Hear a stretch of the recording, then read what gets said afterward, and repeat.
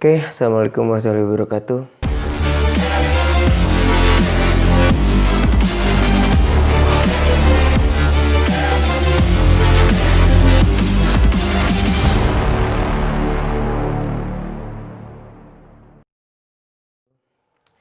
Balik lagi di YouTube channel MN Alif. Hari ini kita akan bahas tentang tahap sertifikasi dosen yang ke tahap D4 ya. Jadi nanti teman-teman di sini akan mengisi validasi biodata, mengunggah pas foto, isi daftar riwayat hidup, dan mengisi instrumen persepsional. Jadi kita bahas satu-satu apa saja yang harus diinput. Mudah-mudahan bisa membantu teman-teman dalam proses pelaksanaan sertifikasi dosen. Oke. Di sini sudah ada halaman tampilan Serdos untuk dosen yang disertifikasi. Jadi dulu ini Kemendikbud Dikti ya. Kalau tahun 2020 sudah Kemendikbud, karena kan diktinya sudah balik lagi ke Kemendikbud. Jadi nanti di sini ada jadwalnya, pengisian biodata dan persepsional dari tanggal sekian sampai tanggal sekian. Ini biasanya nanti pengumumannya agak sedikit ini mundur. Jadi nggak selalu tepat di sini. Ini saya contoh dapat dari internet. Nah itu teman-teman akan ada 4 yang harus diisi. Yang pertama validasi biodata peserta. Yang kedua mengunggah pas foto. Yang ketiga isian daftar riwayat hidup. Yang keempat mengisi instrumen persepsional diri. Ini instrumen persepsional dirinya yang kita ya. Kan seperti yang sudah saya jelaskan di video sebelumnya bahwa persepsional ini dinilai oleh 1 ketua prodi sebagai atasan, 3 teman sejawat, ya 3 dosen rekan kita, dan 5 mahasiswa yang kita ajar. Yang semua ini di random nanti dipilihnya oleh pimpinan. Dan yang terakhir ini kita sendiri yang mengisi data instrumen persepsional diri. Ya, jadi ada 4 kategori yang harus diisi. Ini masuk ke validasi biodata peserta. Di halaman biodata peserta ini teman-teman harus sangat teliti untuk memastikan tidak ada data yang salah. Kayak NIDN nih, ini ada beberapa juga yang ininya salah juga nih, nama lengkap tanpa gelar ya. NIK, nomor induk kepegawaian, NIP atau NIP, NPWP, terus tanggal lahir. Ini biasanya ada beberapa item yang tidak bisa kita yang berubah. Jadi harus mengajukan dulu perubahan dan di-approve oleh pihak panitia sertifikasi dosen di perguruan tinggi masing-masing.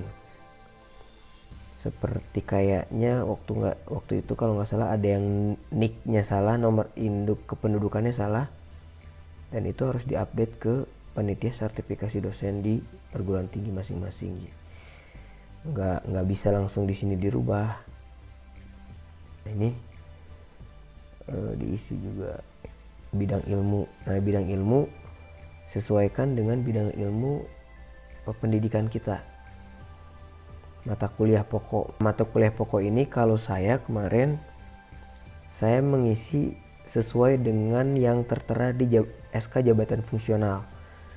Ada 3 mata kuliah di situ kalau nggak salah di SK-nya, di SK Jafung tuh. Nah saya input aja langsung di sini disamain. Jadi nggak semua yang saya ajar mata kuliahnya saya masukin, hanya beberapa, hanya 3 sesuai SK Jafung. Karya yang dianggap paling fenomenal. Misalkan teman-teman kan kalau kita sebagai dosen peneliti karya kita terpublikasi di jurnal internasional terindeks Scopus, itu kan suatu hal yang luar biasa ya biasanya.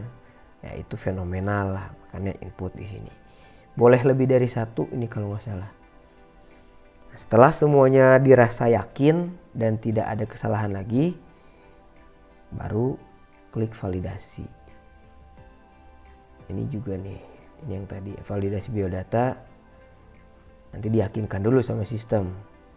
Jadi ketika kita sudah memvalidasi, ini kita nggak bisa berubah lagi. Kita benar-benar harus benar-benar cek kelengkapan biodata dan benar atau ada yang salah. Karena kalau sudah validasi tidak bisa kembali lagi.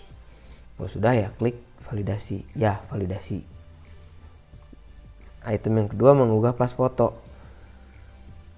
Hati-hati dengan ukuran pas foto ini karena ada beberapa kasus yang fotonya tidak terunggah karena ukurannya terlalu besar atau ukurannya tidak sesuai dengan ketentuan nih. Kan di sini yang nomor 3 ukuran profilasi foto 4x6.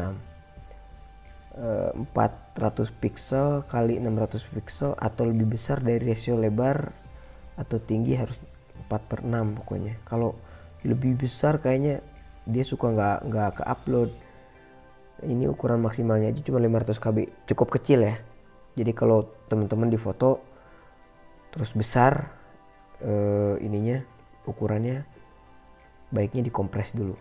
Untuk laki-laki berwarna biru latarnya dan untuk perempuan berwarna merah, jangan ketuker. Karena ada juga yang kejadian ketuker. Ini akan bermasalah ya. Karena nanti foto ini yang akan ditampilkan di sertifikat pendidik kalau nanti teman-teman lulus untuk Sherdos ini gitu.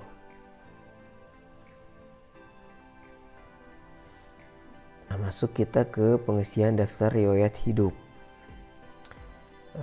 Daftar riwayat hidup ini adalah data-data yang kita unggah di Sister di bagian pendidikan, penelitian, pengabdian, dan penunjang. Jadi semua berkas yang kita upload di Sister nanti kita bisa klaim di sini. Kita bisa tambahkan di sini. Waktu di riwayat pendidikan kan kita upload tuh ijazah, S2, S3. Nah, kita bisa tambahkan di sini. Otomatis nanti dia muncul di klaim. Ini riwayat pendidikan, nah nanti tampilannya ini tinggal klik simpan aja. Nanti dia muncul. Ini hasil klaimnya nanti kalau sudah ditambahkan. Dia muncul di halaman riwayat pendidikan.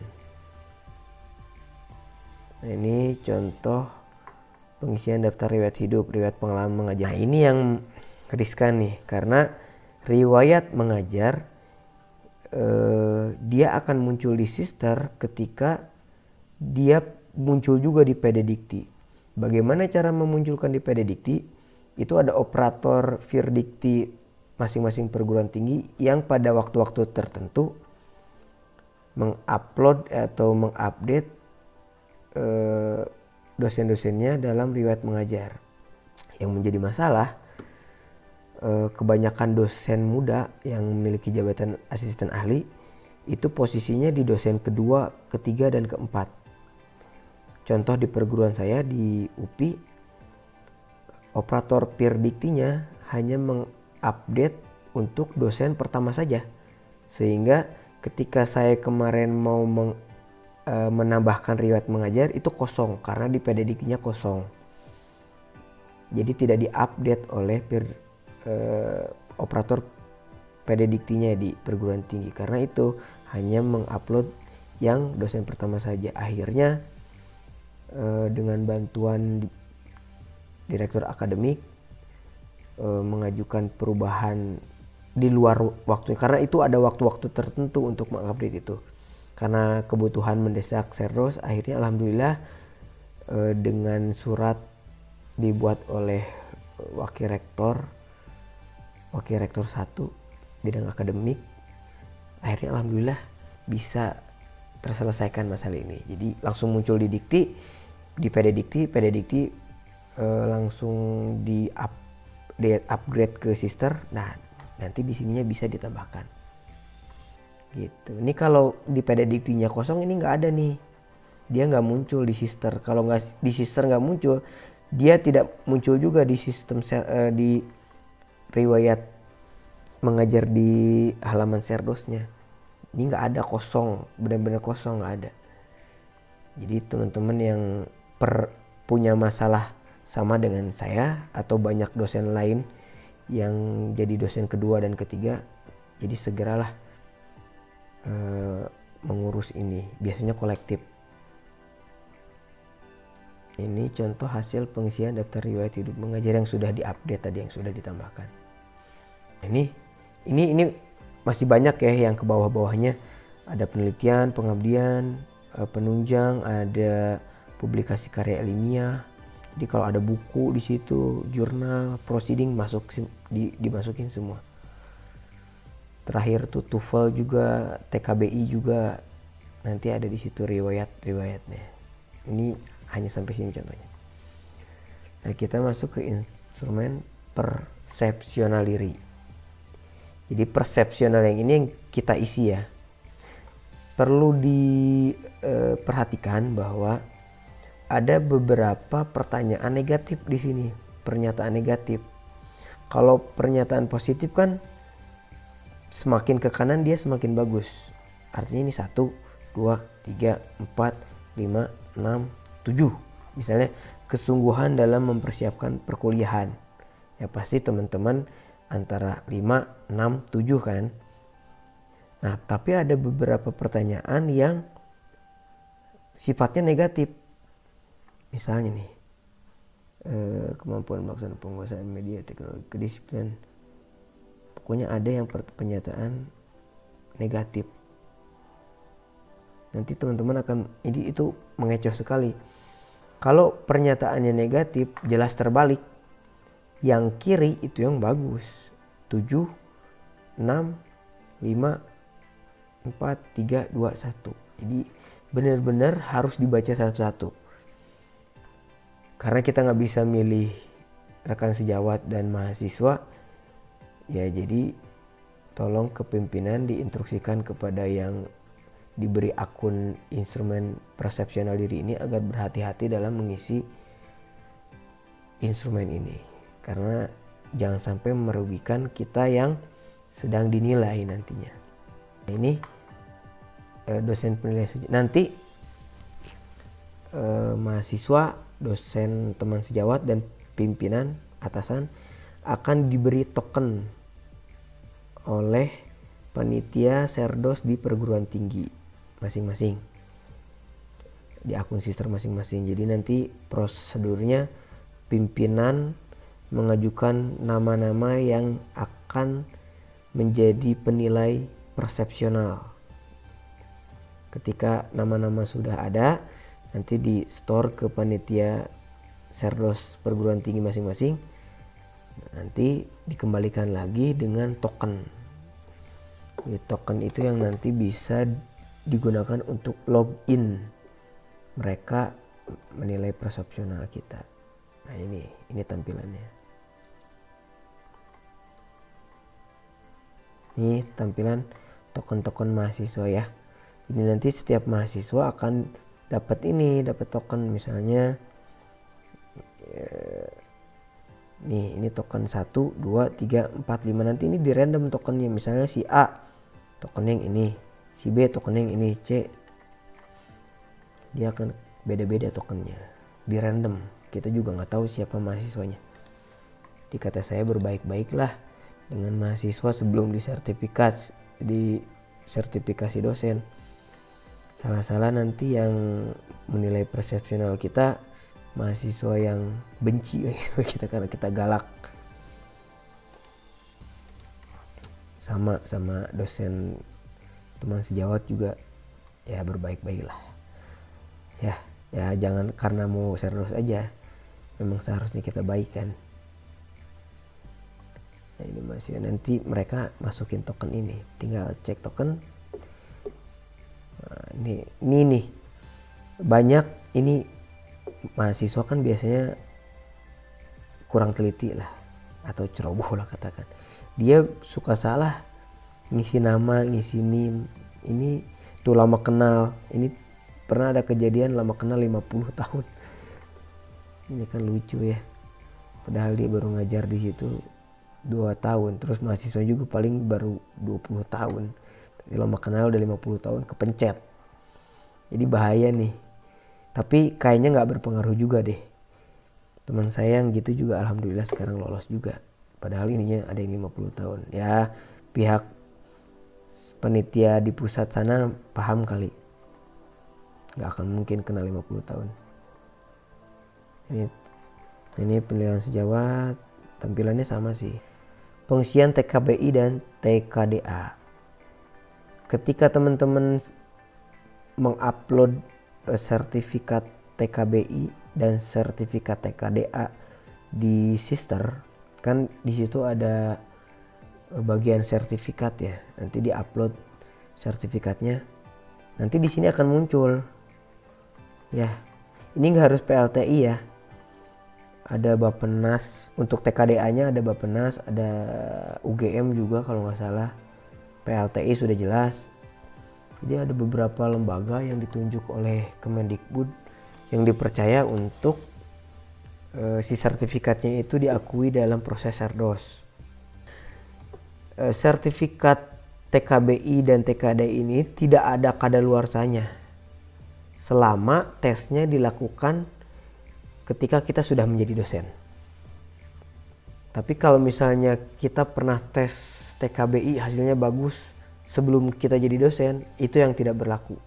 Biasanya kan TKBI dan TKDA itu berlakunya 2 tahun. Nah untuk Serdos ini dia tidak ada batasan waktu selama tesnya dilakukan pada saat teman-teman sudah menjadi dosen.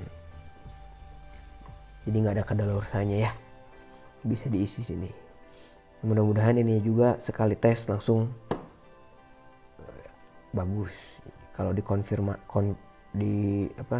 konversi nilainya minimal 7 lah, antara kombinasi 3, 4 atau 6, 1 atau 5, 2. Yang penting jumlah dari hasil tes ini minimal 7 lah paling aman. Syukur-syukur bisa lebih. Kalau 6 tuh agak sedikit riskan.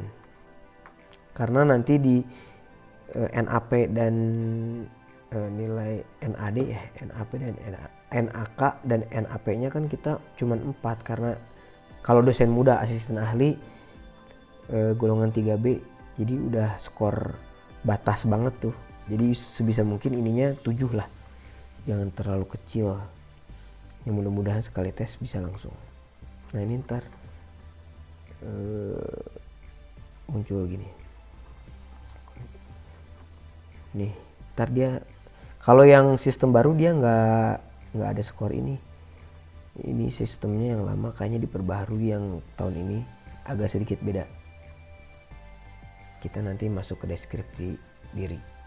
Nanti di video selanjutnya saya akan memberikan tips bagaimana cara mengisi deskripsi diri agar bisa lolos sertifikasi dosen gitu. Oke, cukup sekian video dari saya. Assalamualaikum warahmatullahi wabarakatuh.